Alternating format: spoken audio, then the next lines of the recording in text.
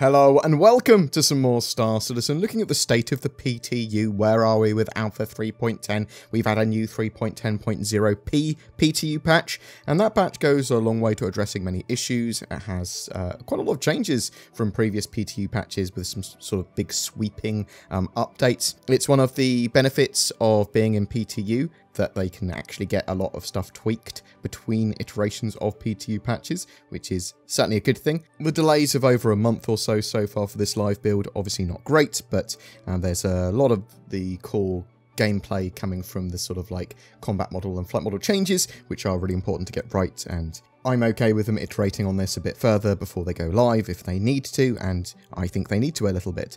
They added the Cutlass Blue and Prowler to the ship shops in the Persistent Universe with this latest PTU patch. So earlier they added all the rest of the ships as well. So we've got the 890 Jump and we've got the Carrack, and that basically means that the 3.10 patch has all the flyable ships purchasable or rentable in-game, or purchasable in-game actually in this case, other than a couple of the more exclusive ones. So the Saber Raven, the Mustang Omega, the Scythe, and the Glaive. So that's a lot of ships now, and I think that Cloud Imperium had actually heard what we had been saying, or some of us have been saying, like, put those ships in the game, allow us to test them, allow us to buy them. Why not? That, coupled with the ability to send Alpha UEC, and assets might not get deleted, they might persist between major patches. That makes me want to start grinding for ships and assets a lot more now. With that in mind, Cloud Imperium have said that a asset wipe is possible for 3.10 live, but they don't know yet. Let's have a look at some of the specific changes in this latest PTU patch. Targeting has been further updated in an attempt to make it more ergonomic,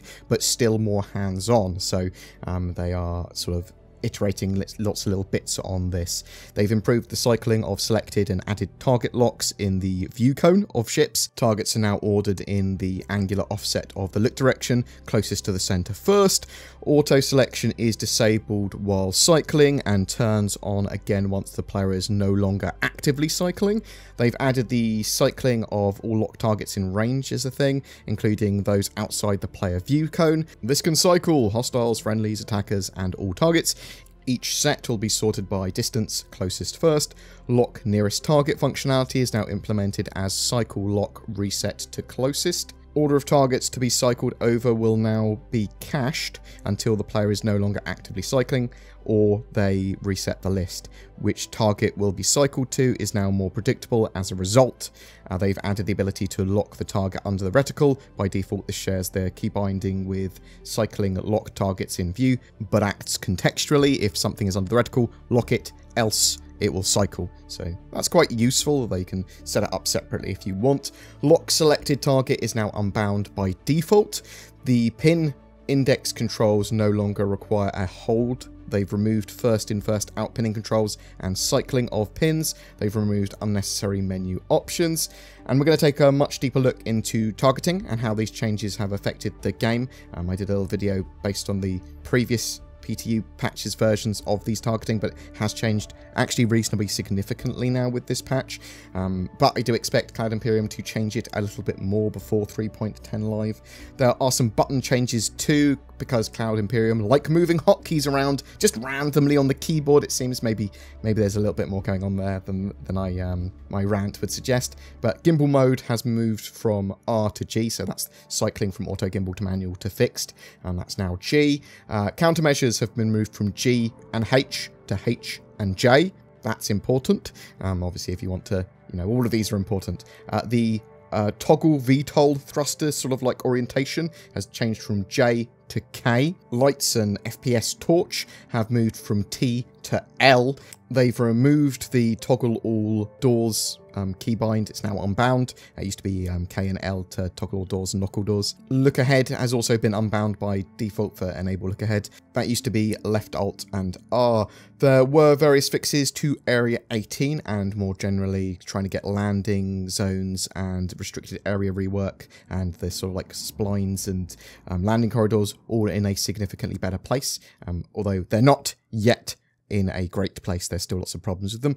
They increased the time it takes for hangar doors to close at landing zones, which will help players actually be able to escape and land at these landing zones. Player ships should no longer be destroyed when using landing splines around Area 18, which means the area is at least more accessible now. Some of the prison issues are solved. Players should no longer appear floating in space without a body and unable to move after being released from Clesher Prison, but there's still issues with the prisons. They also increased rotational jerk for all the ships. Situational markers should now correctly appear without first having to interact with the target. They fixed an issue causing the Prowler's quantum travel effects to show in red in first person. Sledge 1-3 series mass driver cannon should now have a correct rental price in Arena Commander. Targeted vehicle silhouettes should no longer display in a third person view. VoIP audio should no longer be low volume and poor quality when close to the player who's talking. Orbital sentries from the Remove Claim Jumpers mission should no longer have a chance of spawning inside asteroids. They fixed an issue causing players to not be able to drag bodies into many ships. Running along multiple counters should no longer cause the bartender to serve you from far away. They fixed inner thought prompts sometimes not appearing when picking up FPS, minables and harvestables in succession, or quickly in succession I should say. They fixed planetary fog effects remaining illuminated after turning off vehicle headlights until the vehicle had moved a bit. They fixed a collision issue at the foot of a bed in the 600i master bedroom and captain's quarters that would clip players through the ship. They fixed an issue that would allow players to get stuck in the freelancer bunks by walking into them. The Starfarer topped turret should no longer retain the default paint after new paints have been applied, and they fixed an issue that was causing NPC patrons to not drink while seated at tables. They also fixed another client crash. There are still a lot more issues with the restricted area rework and landing / takeoffs and the corridors for that. They're not ideal at the moment. It's possible that they might strip them out, I suppose, for a live build if they don't get them working as intended within the next few days. There's issues still with packet loss and desync, ship spawning, prison loadouts. Those are sort of like major blockers at the moment.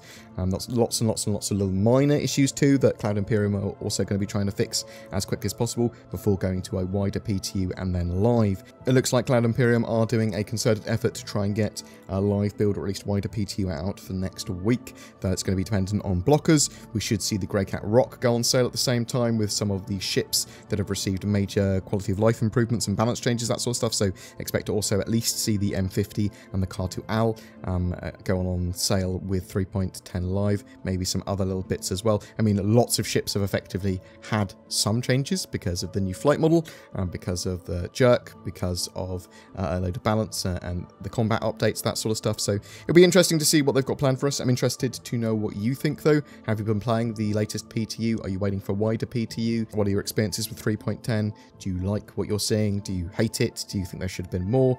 What about the combat changes? What about the flight model changes? The new targeting changes again? Did you get used to the old ones? Do you think they're going in the correct direction with targeting, or do you think it should be just a really simple, just cycle targets, you sort of detect everything kind of affair? Whatever your thoughts, I'd love to hear from you in the comments below. I'm also a massive shill for NordVPN. Check out the links below if you want discount on that and you're looking for a VPN. Shadow gaming PCs, if you want to not own your own gaming PC, but you want to rent one and you can use your power of your internet to leverage that, and it's a really good choice for a lot of people. Check that out. Shadow Gaming, links below as well. We're giving a Banu Merchantman away as well throughout July. All we've got to do to be in for a chance to win that is comment on any of my Star Citizen videos made during the month. There's more details of all of that down below. Also, if you want to further support the channel in any way with a Patreon or becoming a YouTube member or sharing the video or subbing or liking, you can do all that as well. Links to everything's down below. Please check that out. Thanks very much for watching, guys. You take care, and I'll see you in the verse.